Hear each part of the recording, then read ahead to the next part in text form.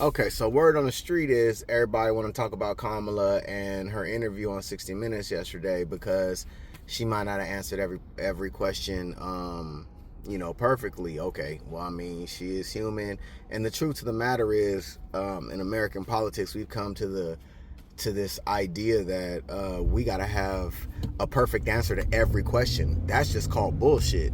You know what I'm saying? Nobody has a perfect answer to every question. Nobody has a perfect solution to every situation. So that in itself is trash. But this is what we've been conditioned to look at and fault people if they don't have perfect answers. But wait, let me ask you a question though on that same topic. What were Trump's answers to the questions that he was given in his 60 Minutes interview? Oh, wait, that's right. There were no answer to the questions because Trump, after he committed to doing it, just like every other president for the past 50 plus, or excuse me, every other candidate for the past 50 plus years, this fool backed out. Why did he back out? He backed out because he didn't want to get fact checked. It's been a tradition for more than half a century that the major party candidates for president sit down with 60 Minutes in October.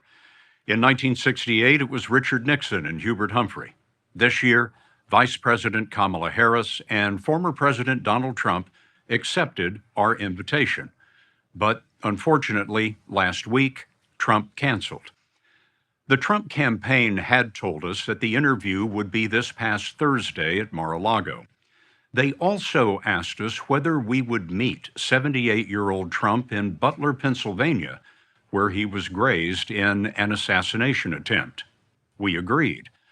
On September 9th, Trump's communications director, Stephen Chung, sent a text that read, quote, "I'm working with our advance team to see logistically if Butler would work in addition to the sit-down." Sit-down meaning the interview in Florida. Days later, Chung called to say, quote, "The president said yes." Then, a week ago, Trump backed out. The campaign offered shifting explanations. First, it complained that we would fact-check the interview. We fact-check every story. Later, Trump said he needed an apology for his interview in 2020. Trump claims correspondent Leslie Stahl said in that interview that Hunter Biden's controversial laptop came from Russia. She never said that. Trump has said his opponent doesn't do interviews because she can't handle them. He had previously declined another debate with Harris, so tonight may have been the largest audience for the candidates between now and Election Day.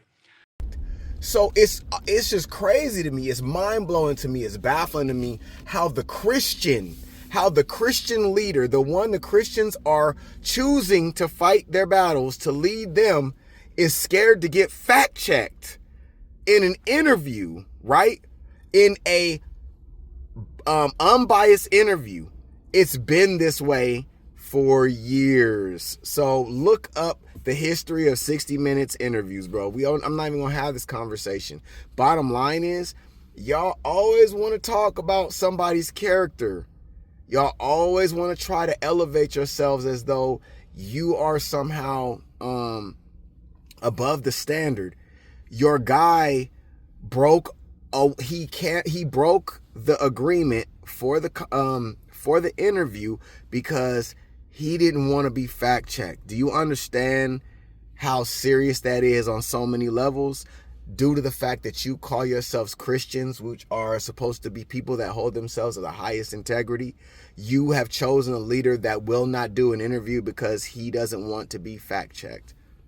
That's crazy to me. That's crazy to me. So I just had to go ahead